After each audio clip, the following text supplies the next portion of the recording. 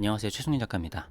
오늘은 의식 시리즈 중에서 나는 의식인가 알고리즘인가에 대해서 이야기를 해보도록 하겠습니다.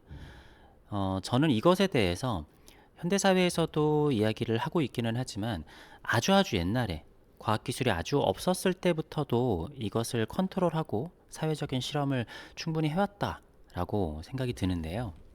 자, 일단 우리가 태어나고부터 어떠한 과정을 거치는지부터 얘기를 해보도록 하겠습니다. 자, 일단은 아기였을 땐 아이에게 점점점 의식이 형성이 되는 과정입니다. 하지만 아기는 의식이 아직은 없다라고도 볼 수 있겠죠. 의식의 주체가 부모에게 가 있다라고 볼 수 있고, 우리는 아이를 키우면서 점점점 아이의 의식이 독립할 수 있게 하는 과정이라고 볼 수가 있겠습니다. 자, 그런데 우리가 육아를 하거나 아이를 볼 때 굉장히 힘든 이유 중에 하나가, 그러니까 신체적으로는 사실 육아를 한다는 것 자체가 힘든 건 아니잖아요. 그런데 아이를 봤었을 때 내가 아닌 다른 사람의 의식의 주체까지 되어야 하기 때문에 굉장히 피곤한 겁니다. 그러니까 우리는 저렇게 엎드려서 자면은 숨이 막혀서 죽을 수도 있을 것 같아. 어른들은 그런 의식이 있잖아요. 그런데 아이들은 그런 의식이 없어요. 그리고 이렇게 하면은 다칠 수도 있다. 이렇게 하면은 아플 수도 있다라는 게 없기 때문에 내가 계속 아이의 의식이 되어 줘야 된단 말이죠. 그러면서 점점점 교육을 하게 됩니다. 교육을 하게 되고 부모로부터 정서적으로도 분리되고 의식이 분리가 되는 거죠. 뭐 처음 어린이집을 간다라던가 아니면 처음 혼자 잔다라던가. 그런데 우리는 의식적으로 약간 그런 불안함들을 마치 백신을 맞듯이 계속 교육을 시켜주는 겁니다. 그러면서 사춘기에 아이가 이제 자아가 독립을 하게 되면은 굉장히 불안함을 느끼게 되죠. 그러니까 의식이라는 거는 내가 의식의 주체를 가지고 있으면은 굉장히 불안합니다. 요거에 대해서는 제가 나중에 의식은 왜 불안한가에 대해서 이야기를 해보도록 하겠습니다. 자, 어쨌든 사춘기에 이제 정서적인 독립을 하면서 이게 굉장히 불안함을 겪고 불안하기 때문에 뭐 반항도 하고 자기 자체에서도 고민도 굉장히 많이 하는데, 성인이 돼서 완전히 독립을 하게 되면은 내가 부모 밑에 있었을 때가 좋았다 이런 생각을 하게 되잖아요. 자, 이거는 내가 의식의 주체가 되지 않았었을 때는 느끼지 못하는데, 내가 누군가의 의식의 주체가 된다. 그러니까 예를 들어서 회사의 사장이 된다. 아니면 반에서 반장이 된다. 뭐 어떤 집단에서 대통령이 된다. 아니면 작은 집에서 하나의 가장이 된다라는 것 자체가 밑에 있는 사람은 느끼지 못하지만 실제로 그 장을 맡은 사람은 굉장히 힘들어요, 생각보다. 뭔가 별로 하는 것도 없고, 사장님은 뭐 하는 것도 없는데 왜 이렇게 나보다 돈을 많이 가져가지 할 수 있는데, 실제로 내가 장이 되어보면은 생각보다 굉장히 어렵습니다. 그러니까 이게 신체적으로 힘든 게 아니라 정신적인 고통이 굉장히 큰데, 요거에 대해서 좀 길게 얘기를 하면 너무 기니까 쉽게 얘기를 하자면은, 다른 사람들의 불안감을 그 장이 모두 가져간다라고 보면 돼요. 남들의 불안함을, 저는 그 대표라는 사람은 역할이 불안감을 다 떠안는 거죠. 뭐 덜어는 이런 경우도 있어요. 부모로부터 독립하면은 더 좋아하는 사람들. 왜냐? 조금 더 독립적인 성향을 가진, 의식을 가진 사람들은 뭐 그럴 수도 있죠. 근데 이건 좀 오해하지 않아야 되는 게, 그러니까 내가 혼자 따로 사는 게 문제가 아니라, 내가 이제 금전적으로도 독립을 하고 모든 것으로 독립했었을 때 얘기입니다. 뭐 부모님이 돈 대주는데 혼자 사는 거는 조금 다른 문제겠죠. 자, 이러면서도 우리는 그러면은 완벽한 독립이 이루어지느냐 그런 것 같지만, 나이가 들어서 뭐 부모님이 돌아가신다, 나에 가까웠었던 뭔가 이렇게 형제 자매나 이런 사람들이 돌아가신다라고 하면은 의외로 내가 의식이 굉장히 많이 의지를 하고 있었구나. 그래서 만약에 나의 가족들이 아무도 세상에 없다라고 하면은 굉장한 고립감을 느끼게 됩니다. 그러니까 인간의 의식이라는 건 생각보다 굉장히 보잘것없는 것이어서 생각보다 나약한 존재고 함께 좀 더불어 살아야 하는 그런 존재라는 거죠. 자, 어쨌든 일단 알아둬야 할 것은, 인간은 알고리즘화 되기 위해서 교육을 받는다라는 거예요. 예를 들어 어렸을 때 우리가 가장 많이 듣는 얘기가 뭔가요? 자동차는 위험하다라는 거를 굉장히 많이 배웁니다. 강아지도 그렇고 어린 아이들도 그렇고, 저 자동차에 치이면은 내가 다치거나 죽을 수도 있다라는 것을 인지를 하지 못해요. 뭐 특히 어느 정도 나이를 들기까지는 죽음이라는 것 자체를 이해를 못한단 말이에요. 그렇기 때문에 계속 교육을 시킵니다. 자동차는 위험한 거야. 자동차가 오면은 멈춰서거나 피해야 돼. 라는 것들을 계속 교육을 시켜가지고 얘가 특별히 생각을 하지 않는다고 하더라도 몸이 저절로 반응을 하도록 알고리즘화를 시키게 됩니다. 그래서 우리는 학교 교육을 받고 무언가를 하게 되면은 인간으로서 최소한의 것들을 알고리즘화 시켜가지고 할 수 있도록 합니다. 그러니까 나라에서마다 다르잖아요. 뭐 일본에서 태어나면은 우리나라 사람들보다 조금 더 뭐 깨끗하다라든가 뭐 친절하다라든가 이건 그냥 예를 들기 위해서 그런 겁니다. 아니면 우리나라 사람이라고 하면은 뭐 어디 가게에 핸드폰이 올려져 있어도 그걸 가져가는 사람이 없다라던가, 우리는 그걸 왜 가져가? 라고 하는데 해외 사람들은 그걸 왜 안 가져가? 이렇게 하잖아요. 근데 우리는 그런 교육을 받았기 때문이고 무의식적으로 저거를 가져가면 안 된다라는 게 알고리즘화 되어 있기 때문인 거죠. 그리고 실제로 나의 몸도 진화를 하면서 굉장히 많은 것들이 알고리즘화 되어 있습니다.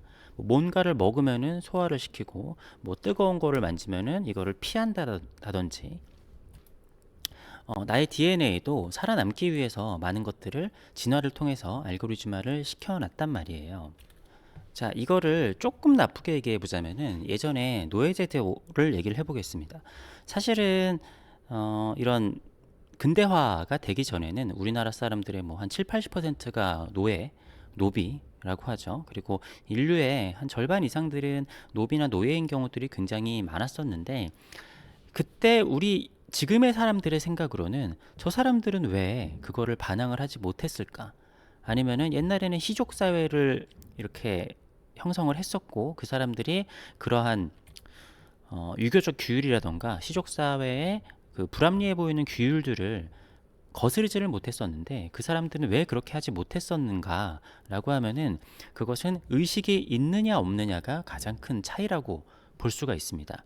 그러니까 아마도 제가 조선시대에 노비에게 가서 이런저런 의식에 대한 것들을 가리키고 네가 저 사람들한테 어떻게 뭐 대들 수도 있고 네가 독립을 할 수도 있다 라고 얘기를 한다고 그래도 아마 말이 통하지 않을 가능성이 굉장히 높다라고 생각을 합니다. 그러니까 노비나 노예를 할 때 아니면 뭐 교도소에 있는 사람들도 마찬가지예요. 이 사람이 의식을 가지고 자꾸만 범죄를 하려고 하는 게 아니라 너는 계속 사회에 그런 걸 할 수 없는 사람처럼 범죄를 저지르면 안 되는 일반 사람처럼 막 교화시키려고 하는 거잖아요. 그게 잘 안 되지만 왜? 이 사람은 이미 범죄 알고리즘화 되어 있거든요. 자, 어쨌든 이 노예라는 사람은 애초에 자기가 노예 생활을 할 때 필요한 알고리즘, 주인으로부터 배웠었던 그거 외에는 생각을 할 수 없도록 만들어졌어요. 나랑 대화를 하고 있는 것 같지만 대화를 하고 있지 않은 것처럼 보이는 거죠.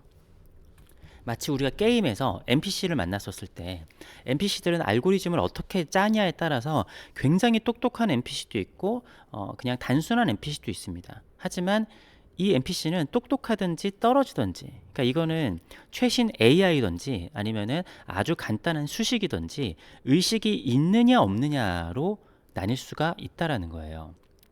뭐 이것도 나중에 따로 제가 영상을 만들겠지만, 인간의 예술과 AI가 아무리 예술을 잘 만들어도 그거의 가장 큰 차이는 의식이 있느냐 없느냐라는 겁니다. 그러니까 인간은 이 의식을 굉장히 중요하게 생각을 하는데요. 그래서 많은 동물 중에서 흰자위가 이렇게 많이 보이는 포유류가 우리 인간밖에 없잖아요. 왜냐하면 우리는 눈을 통해서 그 사람의 의식을 좀 보려고 하는 인간의 습성, 본능 같은 게 있단 말이죠. 근데 어쨌든 이러한 그 노비를 가지고 있는 사람들의 경우에는 이 사람들에게 개별적인 의식을 만들면 안 돼요. 의식이 생기지 않도록 굉장히 억제를 해야 됩니다. 그러니까 아주 기본적인 생활을 할 수 있을 정도의 의식은 키워놔야 되지만 이 사람들이 뭔가 독립을 한다라던가 뭔가 다른 생각을 하게 만들면 안 되는 거죠. 자, 이렇게 생각을 하면은 그런 사람들은 되게 미개하다라고 생각할 수 있겠지만 과연 현대인들이라고 다를까요?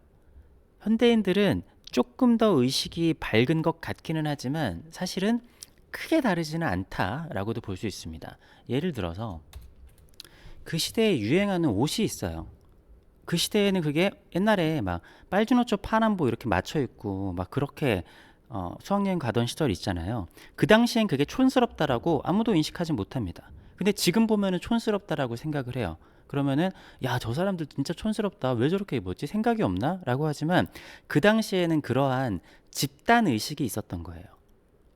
그게 이상해 보이지 않고 예를 들어 북한에 가면은요, 북한 사람들한테는 북한의 이념이 김정일 3부자를 섬기는 그 이념이 전혀 이상하지 않게 느껴질 겁니다. 물론 그 중에서 의식이 있는 사람들은 이렇게 남한으로 넘어오거나 좀 어떻게 하기는 하겠지만, 그 북한에서 뭐 김정은이나 김정일 같은 사람들은 이 사람들의 의식이 깨어나는 거를 굉장히 조절을 해야 돼요.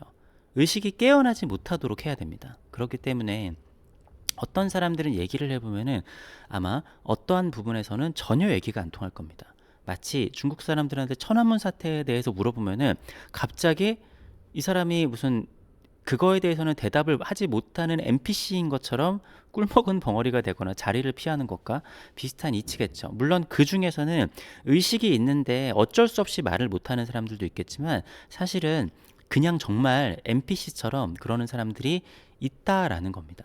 그리고 생각보다 굉장히 대다수의 사람들은 그렇다라는 거예요. 자, 근데 그러면은 왜 사람들은 NPC화 되는 것이냐? NPC화 되는 것이 더 편하다라는 겁니다. 이거 제가 앞서서 말씀을 드렸지만, 누군가의 의식의 주체가 된다라는 것은 굉장히 어려운 일이에요. 의식이란 존재는 굉장히 불안합니다. 네, 요거는 제가 따로 영상을 만들 건데, 자, 의식은 굉장히 불안하기 때문에 이거를 내가 가지고 있으면은 되게 힘들거든요. 그래서 의식은 어딘가에 붙이려는 경향이 있어요. 그래서 뭐 유튜브에다가 붙는다라던가, 아니면 뭐 TV에 붙는다라던가, 아니면 어떤 종교에 붙는다라던가, 뭐 어떤 무당에 붙을 수도 있겠죠. 어딘가에 내 의식은 굉장히 붙어 있고 싶어 해요. 그러면은 되게 마음이 편하거든요. 그런데 내가 뭔가를 주체적으로 하고, 내가 작가로 살아가지고 뭔가 내가 주체적으로 뭔가를 뭔가 만들어내고 내 개념을 만들어내는 건 굉장히 불안한 일입니다. 되게 어려워요.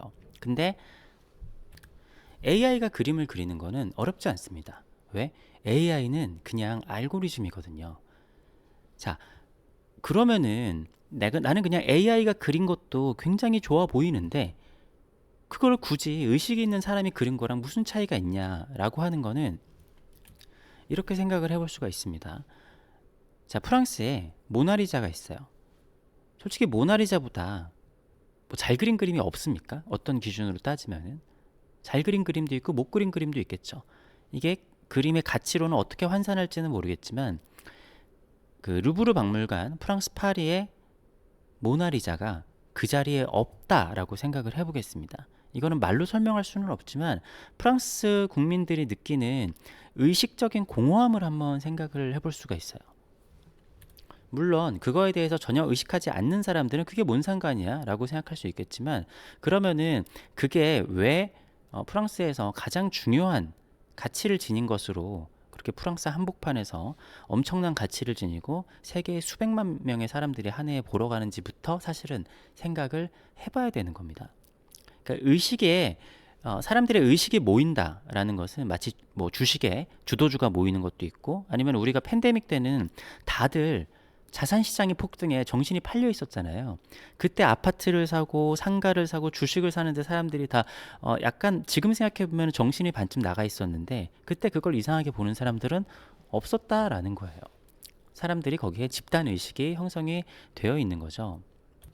그러니까 지금 우리에게 북한의 뭐 김정은이나 아니면은 내 위에 노비의 주인처럼 나의 의식을 지배하려는 특정인이 존재를 하는 경우는 많지는 않지만, 물론 지금도 있기는 있죠. 하지만 지금은 집단 의식에 의해서 어떻게 보면은 집단 의식의 노예가 되는 경우들도 꽤나 많이 있다라는 겁니다.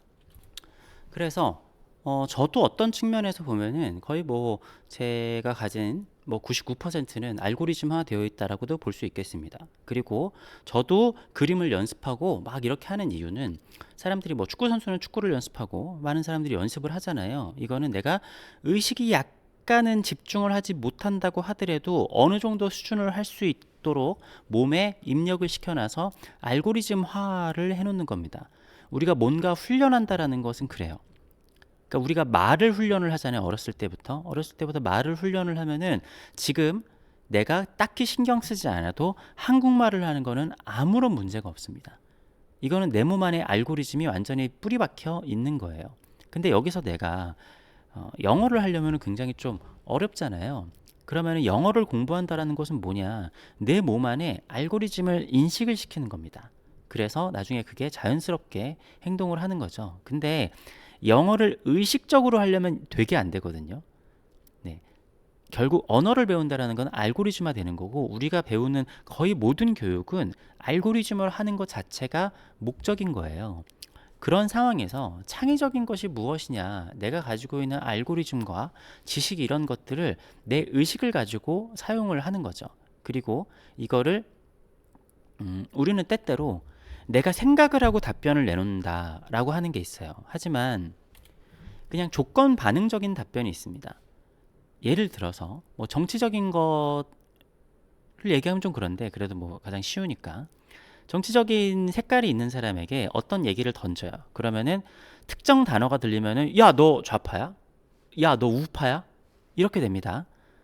근데 요거는 어떻게 보면 되게 당연할 수도 있어요. 그러면은 그 다음부터는 이 사람이 너는 좌파구나, 너는 우파구나 라고 생각해 놓고 그냥 듣고 싶은 것만 듣고 듣고 싶은 얘기만 합니다. 그리고 어느 순간부터 사람이 하는 얘기가 그냥 맨날 똑같은 얘기의 반복이 되는 경우가 있어요. 물론 저도 그럴 수 있습니다. 근데 이게 의식이 있어서 이거를 조절을 해서 하는 사람이 있고, 그냥 점점점 NPC화 되는 사람이 있는데, 대부분의 사람들은 그냥 NPC화 되거든요. 근데 많은 경우에서는 예를 들어 어떤 대표를 하고 있거나 어떤 집단의 의식을 가진 사람, 의식의 주체가 되어야 되는 사람들은 의식을 가지고 있는 경우가 있는데, 뭐 그렇지 않은 경우도 있습니다. 뭐 비선실세가 있는 경우도 있죠. 왕을 세워놨지만 승상이 권력을 잡고 있어서 실제로 이 나라의 의식은 승상이 가지고 있는다라든지, 왕은 NPC화 시켜가지고 자기의 꼭두각시로 만들 수도 있죠. 자, 그러면은 이건 어떤 차이로 알 수 있느냐? 바로 시간의 인식 차이로 알 수 있습니다. 의식의 가장 큰 특징은 시간을 인식한다라는 겁니다. 자, 이 우주는 철저하게 알고리즘으로 돌아갑니다. 우리가 굉장히 멀리 있는, 아니면은 굉장히 몇 년 후에 해성의 궤도까지도 예측할 수 있는 거는 알고리즘화 되어 있기 때문이에요. 그리고 그 알고리즘화 되어 있는 행성이나 천체들은 사실은 수만 년이 지나건 수억 년이 지나건 그 자체가 의미가 없습니다. 왜냐? 의식이 없기 때문인 거죠. 사실 물리학적으로 시간이라는 것이 흐른다라는 것은 흐르지 않거든요. 시간은 그냥 존재할 뿐인 거지. 다만 우리의 의식이 시간이 흐른다라는 것을 인식을 한다라는 건데요. 근데 자, 시간이 지나고 나이가 들수록 시간이 빨리 갑니다. 그것은 거의 모든 것이 알고리즘화 되어 있기 때문이에요. 자, 어렸을 때는 작은 거 하나를 봐도 호기심이 많고 이렇게 저렇게 막 따져봅니다. 그러면서 우리 뇌는 어떠한 작용을 하게 되면은 이거를 알고리즘화하는 작용을 하게 돼요. 자, 이거는 회사의 대표가 처음에 회사를 만들었잖아요. 그러면은 시스템을 만들어 놔야 됩니다. 여기에 어떤 직원이 와서 뭐 하더라도 이렇게 일을 하고 이렇게 해서 이렇게 시스템을 만들어 놓으면 될 거야. 그렇게 하면 요 시스템을 만들어 놓고 다음에는 다음 시스템을 만들어 놓고 다음 시스템을 만들고 그걸 협업도 해보고 여러 가지 해보겠죠. 그래서 우리는 성장을 하면서 굉장히 많은 것들을 알고리즘화하고, 그렇게 되면은 나중에는 처음 할 때보다 익숙해집니다. 익숙해진다라는 것 자체는 더 이상 이거에 대해서 어, 깊게 탐구하지 않는다라는 거예요. 근데 물론 이것도 되게 필요합니다.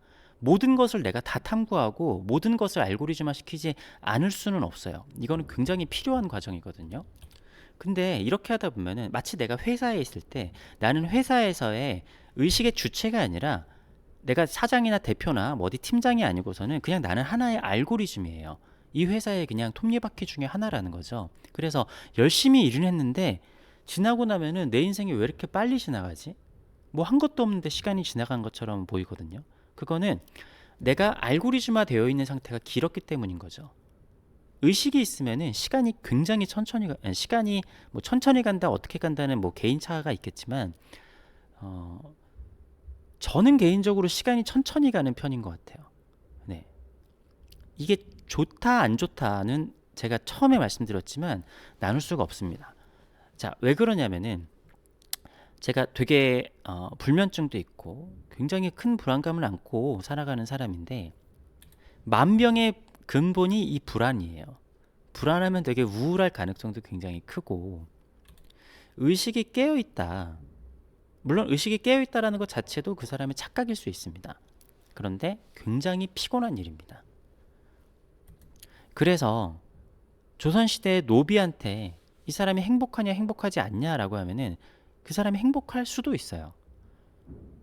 아니라고 얘기를 하실 수도 있겠지만, 뭐 이런 거에 관해서 뭐 영화나 책으로 표현된 것들도 많이 있습니다. 되게 역설적인 얘기기는 하죠. 어떻게 보면은 그냥 먹는 것 자체에, 소소한 것에 감사하고, 강아지도 밥 주면은 되게 행복해 하잖아요. 행복이라는 게 무엇이냐라고 하면은 사실은 NPC화 되어 있는 것이 더 행복할 수도 있습니다. 정답이 있는 문제는 아니지만 중요한 건 뭐냐면은, 자, 저는 예술가잖아요. 예술가는 의식이 있어야 됩니다. 왜냐? 예술이라는 것 자체가 의식이기 때문입니다. 그러니까 고도화된 기술은 AI도 아마 굉장히 발전하면은 뭐 유화도 직접 그릴 수도 있을 거예요. 근데 그게 중요한 게 아니라 이걸 뭐 잘 그리고 못 그렸고 뭐 이게 아니라 인간의 의식이 나타났느냐가 사실은 굉장히 중요한 겁니다.